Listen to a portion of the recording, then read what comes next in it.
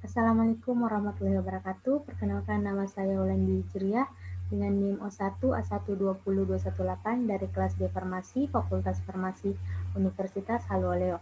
Di sini saya akan mempresentasikan tentang metabolisme karbohidrat, yang dimana poin-poin yang akan saya jelaskan yaitu definisi dari glikolisis, glikogenesis, glikogenolisis, dan gluconeogenesis. Kemudian yaitu siklus glikolisis, siklus Krebs, rantai respirasi atau transport elektron, selanjutnya yaitu hubungan metabolisme karbohidrat, lipid, dan asam amino, dan yang terakhir yaitu proses glikolisis aerob dan energi atau ATP yang dihasilkan satu glukosa, dan proses glikolisis anaerob dan energi atau ATP yang dihasilkan satu glukosa. Selanjutnya yaitu glikolisis. Glikolisis berasal dari kata gliko yang berarti gula dan lisis yang berarti penguraian. Glikolisis merupakan proses penguraian gula 6 karbon menjadi 2 molekul asam pirufat berkarbon. Mengutip dari buku Biologi 2007, proses glikolisis terbagi menjadi 9 tahap. Pada tahap 1 sampai 4, proses glikolisis ini membutuhkan ATP. Kemudian pada tahap 5 sampai 9, glikolisis ini menghasilkan ATP. Selanjutnya yaitu glikogenesis. Glikogenesis adalah pembentukan glikogen dari glukosa. Peningkatan kadar glukosa dalam darah yang terjadi, misalnya beberapa saat setelah makan, menyebabkan pankreas mensekresikan hormon insulin yang menstimulasi penyimpan glukosa dalam bentuk glikogen di dalam hati dan otot. Hormon insulin akan menstimulasi enzim glikogen sintase untuk memulai proses glikogenesis. Selanjutnya yaitu glikogenolisis. Glikogenolisis merupakan proses pemecahan glikogen menjadi glukosa yang terjadi terutama di hati dan otot. Glikogen atau gula otot merupakan cadangan makanan hewan yang tersusun atas molekul glukosa yang disatukan dengan ikatan alfa 1,4 glikosidik atau untuk rantai lurus, dan ikatan alfa 1,6 glikosidik untuk titik cabang. Kemudian glikogen merupakan polisakarida yang memiliki banyak sekali percabangan. Hal tersebut diperlukan agar glikogen dapat disimpan dengan maksimal di dalam sel. Kemudian glikogen akan dipecah apabila kadar gula dalam darah rendah ketika sedang berolahraga. Glikogenolisis ini dipicu oleh kerja hormon adrenalin dan glukagon, berkebalikan dengan insulin yang mempengaruhi pembentukan glikogen melalui glikogenesis. Proses pemecahan glikogen melibatkan 3 jenis enzim, yaitu glikogen fosforilase, transferase, dan debranching enzim. Kemudian gluconeogenesis. Gluconeogenesis adalah proses sintesis atau pembentukan glukosa dari sumber bukan karbohidrat. Molekul yang umum sebagai bahan baku glukosa adalah asam pirufat. Namun, oksaloasetat dan hidroksiaseton fosfat dapat juga menjalani proses gluconeogenesis. Gluconeogenesis terjadi terutama dalam hati dan jumlah sedikit terjadi pada korteks ginjal. Gluconeogenesis sangat sedikit terjadi di otot, otot rangka, otot jantung, dan beberapa jaringan lainnya. Kemudian gluconeogenesis ini terjadi pada organ-organ yang membutuhkan glukosa dalam jumlah yang banyak. Gluconeogenesis terjadi di hati untuk menjaga kadar glukosa darah tetap dalam kondisi normal. Metabolisme gula darah yang tidak normal dapat menyebabkan hiperglikemia dan hipoglikemia. Kemudian yaitu siklus glikolisis. Siklus glikolisis adalah rangkaian reaksi kimia penguraian glukosa yang memiliki atau senyawa yang memiliki 6 atom C menjadi asam pirufat atau senyawa yang memiliki 3 atom C, NADH dan ATP. NADH adalah koenzim yang mengikat elektron H sehingga disebut sumber elektron berenergi tinggi, sedangkan ATP merupakan senyawa berenergi tinggi.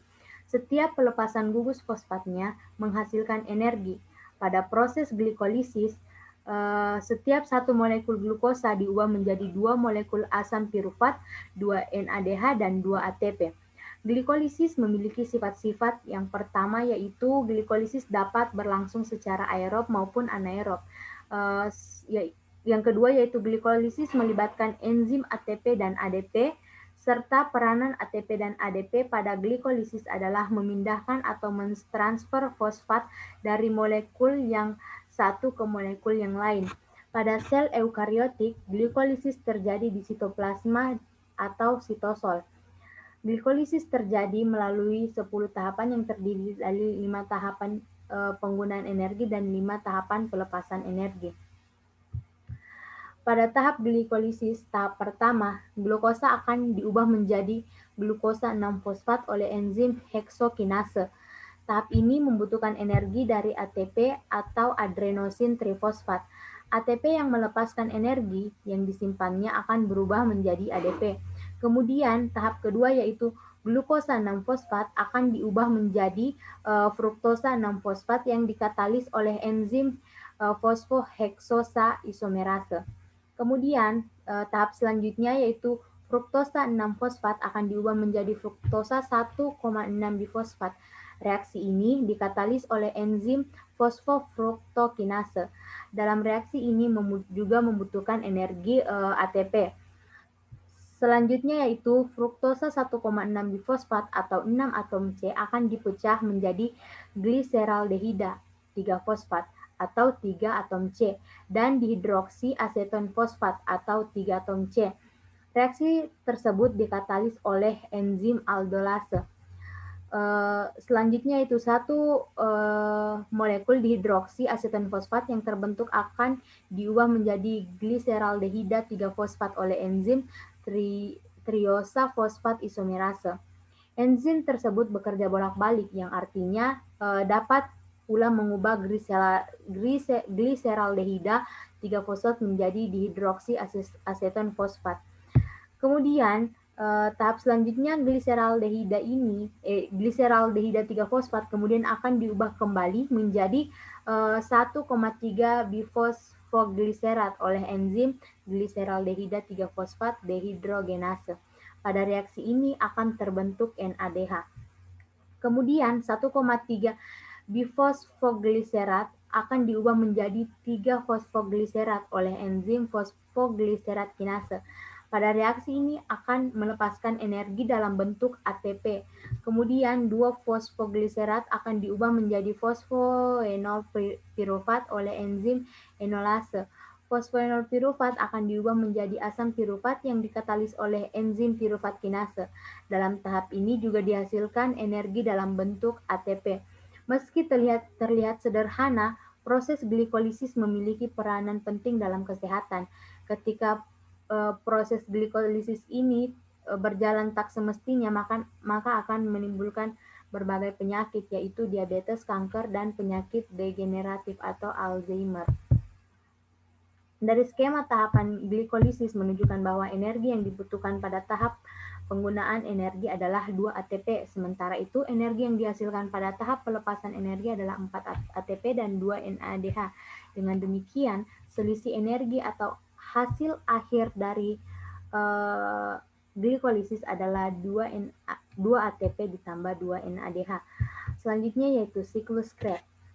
Siklus Krebs atau siklus asam trikarboksilat adalah proses kedua katabolisme atau respirasi sel untuk menghasilkan energi yang lebih tinggi. Dilansir dari Ensiklopedia Britannica, siklus Krebs mengubah asetil koenzim A atau asetil CoA menjadi energi untuk tubuh dan karbon dioksida sebagai produk sampingannya.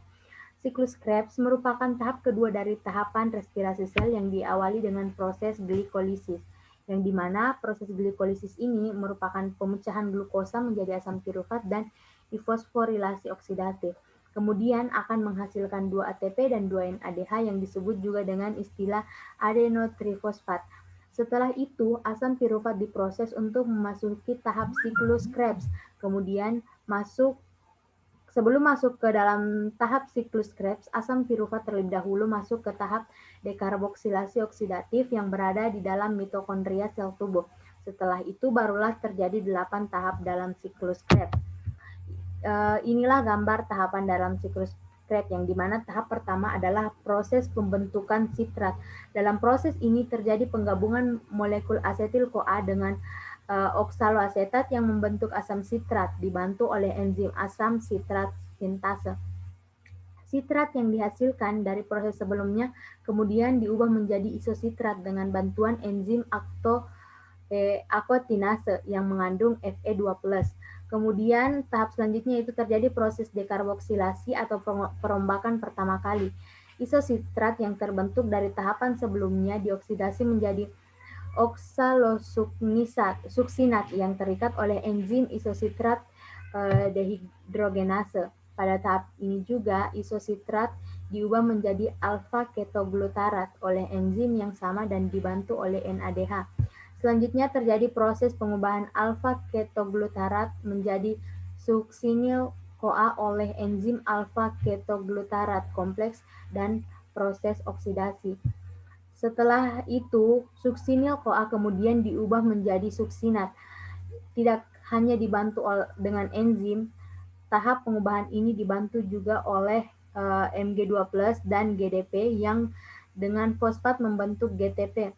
GTP inilah yang menjadi ATP sehingga menjadi energi yang dibutuhkan jaringan. Selanjutnya, pada tahapan ini, suksinat akan dioksidasi menjadi fumarat dengan bantuan enzim suksinat dehidrogenase. Pada tahap ketujuh adalah proses hidrasi, yang dimana pada proses ini terjadi penambahan atom hidrogen pada ikatan karbon sehingga menghasilkan produk berupa malat. Malat kemudian dioksidasi untuk menghasilkan oksaloasetat yang dibantu dengan enzim malat dehidrogenase. Oksaloasetat ini kemudian akan menangkap asetil-CoA sehingga siklus Krebs dapat terus-menerus terjadi. Selain itu, pada tahap ini juga berupa NADH. Untuk mencukupi kebutuhan energi, maka siklus Krebs harus berlangsung selama 2 kali. Hal ini dikarenakan reaksi oksidasi pada molekul glukosa yang sekali proses siklus Krebs hanya menghasilkan 2 molekul asetil-CoA saja. Selanjutnya yaitu transport elektron. Transport elektron adalah proses terakhir dari respirasi aerob yang dimana akan menghasilkan ATP dari NADH dan FADH hasil dari glikolisis, dekarboksilasi oksidatif, dan siklus Krebs. Transport elektron terjadi di membran dalam mitokondria. Di membran ini terdapat bagian-bagian penting yang berperan sebagai penerima elektron, yaitu kompleks protein 1, kompleks protein 2, kompleks protein 3, dan kompleks protein 4, ubiquinon, dan sitokrom C. Selanjutnya yaitu hubungan metabolisme karbohidrat, lipid, dan asam amino. Jadi dapat dilihat dari gambar ini bahwa hasil pencernaan asam lemak dan gliserol dan protein atau asam amino masuk ke jalur respirasi pada titik yang diperlihatkan. Beberapa titik yang sama bekerja untuk mengalirkan kelebihan zat intermediate ke dalam jalur anabolisme ke sintesis lemak dan asam amino tertentu. Selanjutnya yaitu proses glikolisis aerob dan energi atau ATP yang dihasilkan glukosa. Respirasi aerob adalah penguraian senyawa organik menggunakan oksigen bebas. Respirasi ini berlangsung di dalam organisel yang disebut dengan mitokondria pada saat kita sedang mengonsumsi makanan. Glikolisis merupakan tahap pertama respirasi aerob yang terjadi di dalam sitoplasma atau sitosol. Pada tahap ini, molekul glukosa akan diuraikan menjadi senyawa yang lebih sederhana. Hasil penguraian molekul glukosa pada glikolisis berupa 2 molekul ATP, 2 molekul asam pirufat, dan 2 molekul NADH. Selanjutnya yaitu gambar proses glikolisis yang telah dijelaskan pada soal siklus glikolisis. Selanjutnya yaitu proses glikolisis anaerob dan energi ATP yang dihasilkan satu glukosa. Proses glikolisis anaerob dan energi yang dihasilkan satu glukosa yang terjadi pada respirasi anaerob hanya glikolisis dan transport elektron saja. Selain itu, jumlah ATP atau energi yang dihasilkan lebih sedikit jika respirasi aerob satu molekul glukosa bisa menghasilkan 36 ATP bersih. Respirasi aerob hanya bisa menghasilkan 2 ATP. Respirasi anaerob diproses glikolisis kondisi piruvat ekspedisi pada sampel oksigen dalam sel. Dengan oksigen, molekul piruvat dapat memasuki mitokondria dan teroksidasi membentuk karbon dioksida dan udara. Tetapi ketika tidak ada oksigen, maka piruvat kemudian diubah menjadi etanol atau asam laktat.